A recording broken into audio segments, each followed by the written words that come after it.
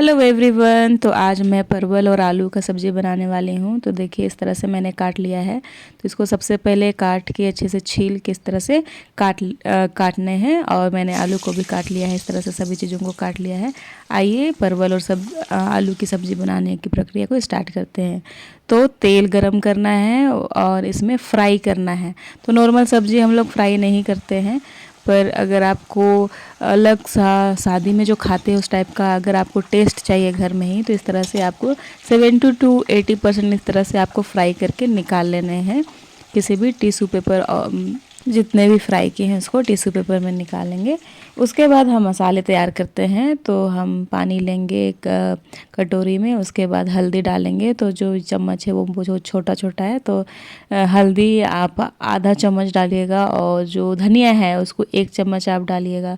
Mix मसाला आप इसको 2 चम्मच भर के डालिएगा, क्योंकि जो टेस्ट है वो ये मिक्स मसाला जो है उसी से आता है। तो मिक्स मसाला को मैंने अच्छे से भर के डाला है। उसके बाद जीरा गोलकी हल्का हल्का आप डाल सकते हैं, आधा चम्मच, और गोलकी एकदम चुटकी भर आपको डालना है और सभी चीज़ों को मिक्स करना है। तो देखिए इस तरह से आपके पास जो भी मसाले हैं, जो आपको लगता है कि आप बनाते हो तो टेस्ट आता है, वो सब आप मसाला ऐड कर सकते हैं। तो सभी मसालों को अच्छे से मिक्स कर लेना है।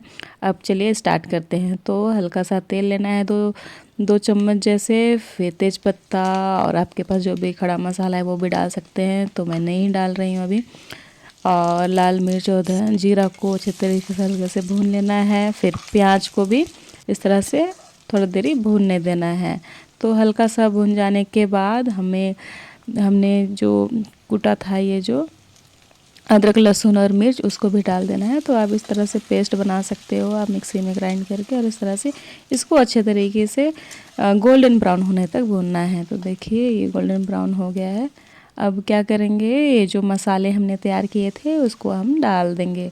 तो देखिए नीचे में बच जाता है जो भी उसको हम लोग एक्स्ट्रा पानी डाल के इस तरह से डाल देंगे। तो जो मसाले हैं वो वेस्ट नहीं होगा, और इसको जितना हो सके उतना अच्छा, जो मीडियम फ्लेम है उसमें आपको अच्छे तरीके से पकने देना है। तो इसको अच्छे तरीके से भूनिए, और बीच में आप टमाटर भी डालना चाहेंगे तो डाल सकते हैं, और अगर नहीं डालना चाहते वो भी आप स्किप कर सकते हैं।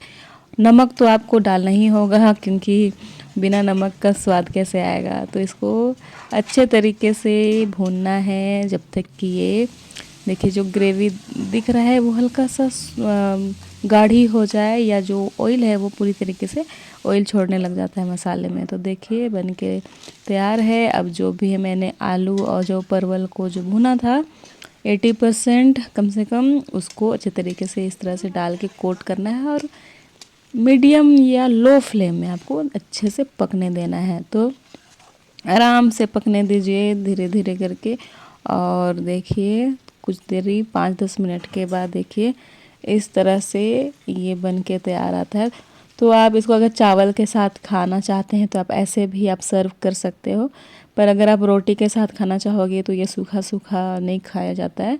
तो हल्का सा आप इसमें पानी डाल सकते हैं। तो मैं थोड़ा ग्रेवीदार वाला बना रही हूँ, तो इसके लिए हम अब पानी डाल देंगे। तो देखिए इस तरह से पानी, और ये पूरी तरीके से हल्का सा डूब जाए उस तरह से पानी डालने के बाद हल्का से चलाने के बाद इस तरह से पकने देना है 5 मिनट।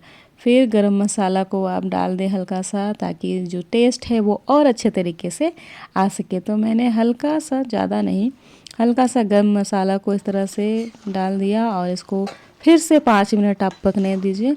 और उसके बाद देखिए ये बनके रेडी हो जाएगा।